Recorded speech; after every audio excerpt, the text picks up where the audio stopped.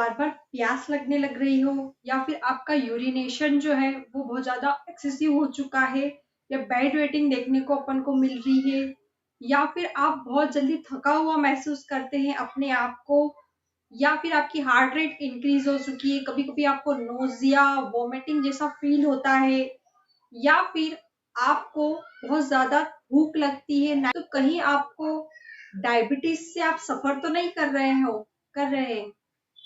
Hello guys, मैं रानू चावड़ा, मैं अपने यूट्यूब चैनल पे आपका बहुत बहुत स्वागत करती हूँ। अपना आज का टॉपिक है डायबिटीज मेलाइटस। ओके, जो एक गंभीर समस्या हो चुकी है आजकल की। तो अपन वीडियो को स्टार्ट करने से पहले, अगर आप मेरे यूट्यूब चैनल पर नए हैं तो मेरे चैनल को सब्सक्राइब करें, ताकि जब भी मेरी नई वीडियो आ सके तो आपको उसका नोटिफिकेशन मिल सके। ओके, तो सबसे पहले अपन डायबिटीज क्या होता है उसकी डेफिनेशन की बात करेंगे। तो डेफिनेशन में देखें तो ये एक ग्रुप ऑफ डिसीज है। ओके, जिसके अंदर क्या होता है कि हमारा जो ब्लड होता है उसके अंदर क्या हो जाता है, शुगर का अमाउंट होता है वो बढ़ जाता है। मतलब कि कुल मिला के ये बोल सकते हैं कि अपने शुगर का अमाउंट अपनी बॉडी के अंदर बढ़ रहा है, तो उसको अपन डायबिटीज बोलेंगे।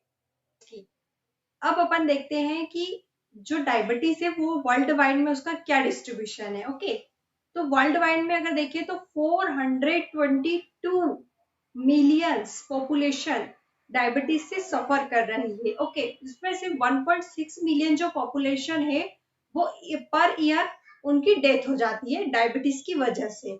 और ये डेथ जहां होती है वहां पे मिडिल या फिर पुअर कंट्रीज में ज्यादा डेथ अपन को देखने को मिल रही है। ओके, फिर अब अपन देखते हैं आगे इसके टाइप्स। डायबिटीज मेलाइटस के टाइप्स की बात की जाए तो ये 2 टाइप्स के होते हैं, टाइप 1 और टाइप 2। ओके, टाइप 1 में देखें तो पेनक्रियास अगर प्रॉपरली वर्क नहीं करता है, ओके, मतलब वो प्रॉपरली इंसुलिन का सिक्रेशन नहीं करता ही नहीं है, या फिर बहुत ही लिटिल अमाउंट में करता है, तो उसको अपन टाइप 1 में लेते हैं। अब देखते हैं type 2 diabetes mellitus. Type 2 diabetes mellitus में अगर अपन देखें तो इसमें क्या होता है कि बॉडी के अंदर शुगर का अमाउंट बढ़ जाता है, लेकिन ये नॉन इंसुलिन डिपेंडेंट डायबिटीज भी अपन इसको बोल सकते हैं। थर्ड में अपन एक और टाइप्स देखेंगे जिसे हम बोल सकते हैं प्री डायबिटिक, या फिर उसे टाइप में ले ही भी ले तो चलेगा। मतलब इसमें क्या होता है, इसमें कोई सिम्टम्स नजर नहीं आते पर थोड़ा अमाउंट शुगर का बढ़ जाता है। क्यों? क्योंकि मतलब थोड़ा प्रीवियस कंडीशन है ये डायबिटीज की। अगर इसको अपन प्रॉपरली बैलेंस में नहीं लाते तो अपन को 5 या 10 साल में अपन को टाइप 2 डायबिटीज मेलाइटस देखने को मिल सकता है आगे जाकर। आगे अपन देखते हैं अब क्या क्या कारण होते हैं डायबिटीज मेलाइटस के, मतलब कोज में अगर अपन देखें तो टाइप 1 जो होता है डायबिटीज मेलाइटस, इसको अपन इंसुलिन डिपेंडेंट डायबिटीज मेलाइटस भी बोलते हैं, जो इंसुलिन पे डिपेंडेंट रहता है। ओके, तो इसके क्या क्या कारण हो सकते हैं। इसमें क्या होता है कि ये ऑटो इम्यून हो सकता है। ओके, जिसमें खुद की सेल ही अपने टिश्यू या ऑर्गन को डैमेज करने लग जाती है। ओके, और फिर एक अननोन कॉज भी हो सकता है। उसके बाद में सेकेंड अपन देखें टाइप 2 डायबिटीज मेलाइटस, तो ये इंसुलिन पे डिपेंडेंट, इसको नॉन इंसुलिन डिपेंडेंट बोल सकते हैं। अगर अपन आगे कोज की बात करें तो जेनेटिकली कोज भी हो सकता है। अगर पेरेंट्स में अगर डायबिटीज अपन को देखने को मिलती है तो उनके जो बच्चे रहते हैं उनमें भी अपन को डायबिटीज देखने को मिलती है। ओके, और क्या होता है कि बहुत बार जो ऐसे कुछ म्यूटेशन हो जाते हैं जिसकी वजह से बीटा सेल पे डिफेक्ट्स आ जाते हैं, जिससे बीटा जो सेल होती है वो प्रॉपरली इंसुलिन का सिक्रीशन नहीं करती है, तो ये वाला भी एक कारण हो जाता है। फिर अपन सेकेंडरी कोज की अगर बात करें तो पेनक्रियाज जो होता है हमारा, पेनक्रियाज उससे रिलेटेड जो भी डिसीजेज होती है, जैसे कि कैंसर ऑफ पेनक्रियाज हो गया या पेनक्रियाटाइटिस हो गया, ओके, या कोई भी पेनक्रियाज से रिलेटेड डिसीज, तो उसकी वजह से भी क्या होता है कि प्रॉपर इंसुलिन का सिक्रीशन नहीं हो पाता, तो ये भी एक बहुत बड़ा कारण बन जाता है डायबिटीज का। अब आगे अपन कोज की बात करें तो एंडोक्राइन सिस्टम से रिलेटेड, एंडोक्राइन सिस्टम में अपन देखें तो जैसे कि कुशन सिंड्रोम हो गया या एक्रोमेगाली, हाइपोथायरॉयडिज्म, या फिर कोहन्स डिसीजेस, ऐसी जो भी एंडोक्राइन से रिलेटेड डिसीजेस होती है वो भी कारण हो सकती है डायबिटीज मेलाइटस के होने का। कुछ ड्रग्स भी ऐसे होते हैं जो डायबिटीज को कोज कर सकते हैं। ओके, या फिर कुछ ऐसे इन्फेक्शन भी हो सकते हैं जो कि डायबिटीज मेलाइटस को कोज कर जाते हैं। और आगे अपन अगर देखें तो जो अपना इंसुलिन है, इसके ऐसे रिसेप्टर्स होते हैं जिनमें जेनेटिक कोई डिफेक्ट हो सकता है, उसकी वजह से भी अपन को डायबिटीज मेलाइटस के कारण ये सब हो सकते हैं। और अगर आगे देखें तो जेनेटिक डिसऑर्डर्स में आगे भी जैसे टर्नर सिंड्रोम हो गया या डाउन सिंड्रोम, तो इनमें भी अपन को डायबिटीज देखने को मिल सकता है। आगे अगर अपन देखें तो जो प्री डायबिटिक कंडीशन होती है वो क्यों होती है, ज्यादा स्ट्रेस लेता है ना जो पर्सन, तो उससे भी उसको प्री डायबिटिक कंडीशन आने लग जाती है, या फिर उसको सिरोसिस ऑफ लीवर या फिर जो भी कार्डियोवेस्कुलर सिस्टम से रिलेटेड कोई डिसीजेज होती है ना, तो उसको प्री डायबिटिक कंडीशन आने लग जाती है। या फिर जो पर्सन बहुत ज्यादा ओबेस है या फिजिकल एक्टिविटी नहीं करते, तो उनकी बॉडी में भी शुगर का अमाउंट अपन को कहीं हद तक बढ़ा हुआ दिख सकता है। तो ये सारे कारण हो सकते हैं हमारी डायबिटीज मेलाइटस के। उसके बाद में अब अपन देखते हैं पैथोजेनेसिस की बात करते हैं। पैथोजेनेसिस में अपन टाइप 1 डायबिटीज मेलाइटस की बात करेंगे, जिसमें सबसे पहले जेनेटिक फैक्टर देखेंगे। जेनेटिक फैक्टर जो है उसमें 30 से 70% अगर मोनोजाइगोटिक जो रहते हैं बेबी, उनमें 30 से 70% अगर एक बेबी को डायबिटीज मेलाइटस है तो दूसरे में भी 30 से लेके 70% तक डायबिटीज होने के चांसेस हो जाते हैं। सेकेंड में ऑटो इम्यून डिसीजेस की वजह से भी ये प्रॉब्लम आ सकती है, जिसमें खुद की सेली खुद के टिश्यू या ऑर्गन को डैमेज करने लग जाती है। ओके, फिर थर्ड में अगर अपन देखें तो इन्वायरमेंटल फैक्टर्स। इन्वायरमेंटल फैक्टर्स में क्या हो सकता है, कुछ केमिकल्स ऐसे होते हैं जिसकी वजह से डायबिटीज हो सकती है, या कुछ ऐसे ड्रग्स हो गए। फिर जो पर्सन बहुत ज्यादा स्ट्रेस फील कर रहा है तो उसमें भी डायबिटीज होने के खतरे बढ़ जाते हैं। और फिर जो पर्सन जिसकी डाइट प्रॉपरली नहीं है तो उसमें भी अपन को डायबिटीज देखने को मिल सकता है। या फिर जो पर्सन बहुत ज्यादा इन्फेक्शनल, उसको बार बार इन्फेक्शन हो रहा है तो भी उसमें अपन को डायबिटीज देखने को मिल सकता है। तो अपन टाइप 2 जो है उसके डायबिटीज की बात करते हैं, उसके पैथोजेनेसिस की बात करते हैं। तो इसमें जेनेटिक फैक्टर में अगर देखें तो 70 से 90% मोनोजाइगोटिक में डायबिटीज के चांसेस होते हैं। जैसे अगर 2 मोनोजाइगोटिक ट्विंस है तो उसमें एक बेबी को अगर अपन को डायबिटीज देखने को मिल रहा है तो सेकेंड वाले में 70 से 90% डायबिटीज होने के चांसेस रहते हैं।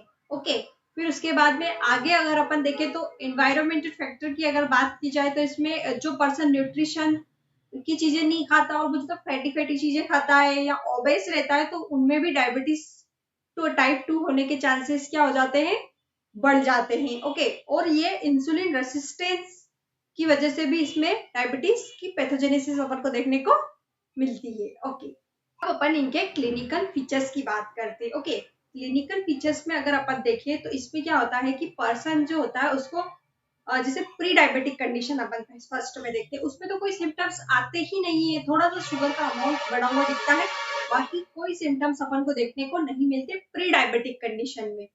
फिर अपन डायबिटीज फर्स्ट की बात करें अगर तो उसमें अपन को पर्सन को बहुत ज्यादा प्यास लगेगी, एक्सेसिव यूरिनेशन देखने को मिलेगा, बेड वेटिंग देखने को मिल सकती है, या फिर उसकी जो हार्ट रेट है वो बढ़ जाएगी, वेट लॉस दिखेगा इस कंडीशन में। ओके, ब्लर विजन उसको देखने को मिल सकता है, नोजिया या वोमिटिंग भी देखने को अपन को मिल सकती है। ओके, अब अपन टाइप 2 की बात करते हैं। टाइप 2 में क्या होता है, इसमें जब भी पर्सन को टाइप 2 हो जाता है उसके जो वुंड्स रहते हैं उनकी हीलिंग प्रॉपरली नहीं आती, मतलब कहीं भी चोट लग जाती है तो जल्दी से वो हील नहीं हो सकता।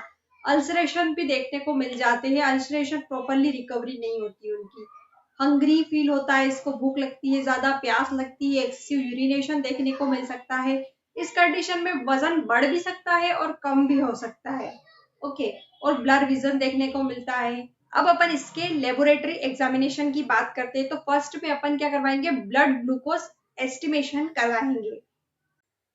ब्लड ग्लूकोज एस्टिमेशन जो होता है इसमें क्या करते हैं कि ब्लड के अंदर जो ग्लूकोज प्रेजेंट रहता है उसको एनालिसिस करते हैं या मेजर करते हैं कि इस मतलब कि ब्लड के अंदर कितना ग्लूकोज है, जो हमें हेल्प करता है डायबिटीज को डायग्नोस करने के लिए कि कितनी डायबिटीज सीवियर है या मिल्ड है, जिससे हम उसका प्रॉपरली ट्रीटमेंट कर सकें। ओके, सेकेंड में अपन ओरल ग्लूकोज टॉलरेंट टेस्ट भी करवा कर देखते हैं। इसमें भी अपन ग्लूकोज के लेवल को ही मेजर करेंगे। तो इसमें क्या करते हैं, पीरियड ऑफ 3 आवर्स में अपन 5 टाइम्स ग्लूकोज को मेजर करेंगे। उसके अंदर फिजिशियन जो होता है फर्स्ट ऑफ क्या करता है कि जो पेशेंट रहता है उसको 2 आवर पहले ही ग्लूकोज सॉल्यूशन उसको ड्रिंकिंग करवाई दी जाती है। देन उसके बाद में उसको मेजरमेंट किया जाता है।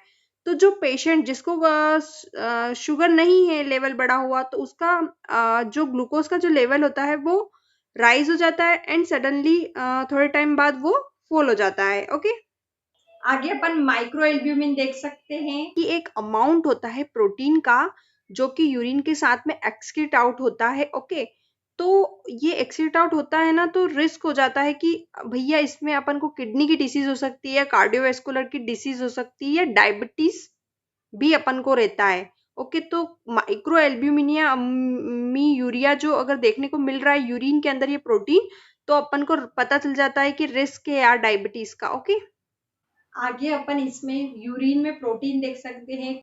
यूरिन ग्लूकोज भी देखते हैं। यूरिन के अंदर अगर ग्लूकोज का अमाउंट रहता है तो वो भी हमें पता चल जाता है कि डायबिटीज है कि नहीं।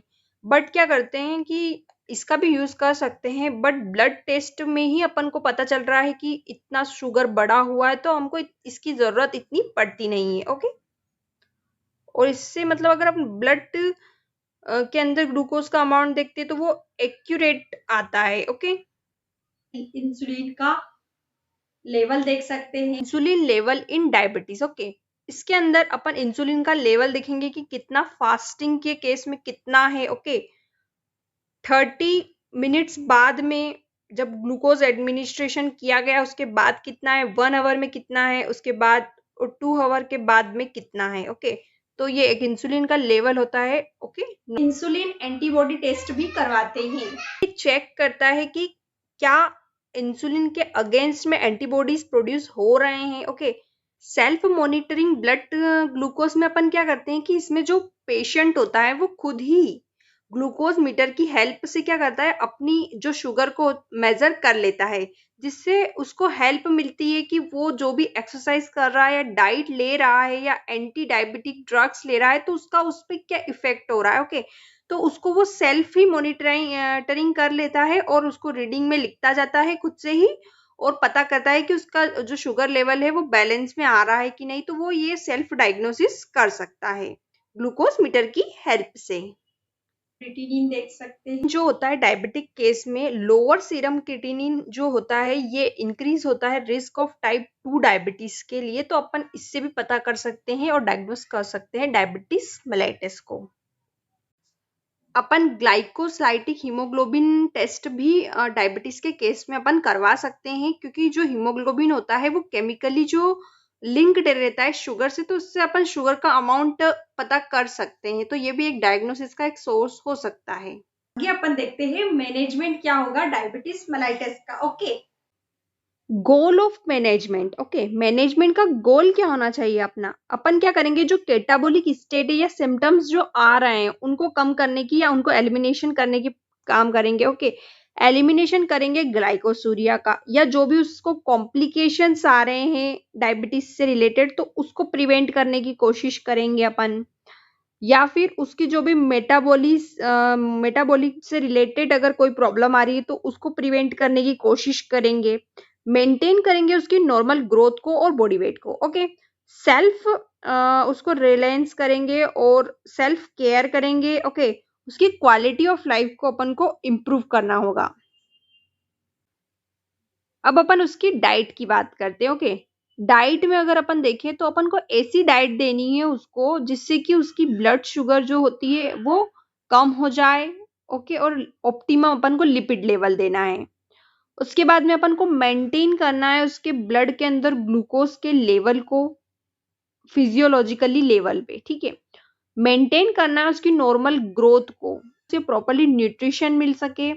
और अगर कोई प्रेग्नेंट वुमेन है तो उसको अच्छे से एडिक्वेट न्यूट्रिशन देना है ताकि, और ड्यूरिंग लैक्टेशन के टाइम पर, और ऐसा खाने की हैबिट डालनी है कि स्मॉल अमाउंट में फ्रिक्वेंटली बार बार अगर खा लो पर स्मॉल अमाउंट में खाना खाओ।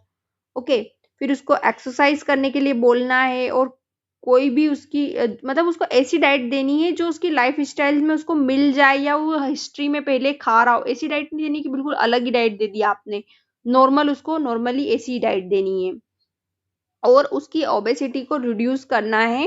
ओके, अब अपन उसकी कार्बोहाइड्रेट्स की बात करते हैं। कार्बोहाइड्रेट जो डायबिटिक पेशेंट होता है उसको वेजिटेबल्स लेनी चाहिए, जैसे कि ग्रीन लीव्स वाली वेजिटेबल हो गई, ब्रोकली, कॉलीफ्लावर, कुकुम्बर, स्टोबेको। ओके, अदर वेजिटेबल्स में वो बीट्स, पंपकिन्स भी ले सकता है। ओके, फ्रूट्स की अगर बात की जाए तो कुछ फ्रूट्स भी वो हाफ कप ले सकता है, बीन्स ले सकता है, लेकिन उसको जैसे कि कुछ ग्रेन से उनको अवॉइड करना है और स्टार्ची स्टार्ची फूड जैसे पोटैटो, स्वीट पोटैटो, कॉर्न्स, उन सबको अवॉइड करना है।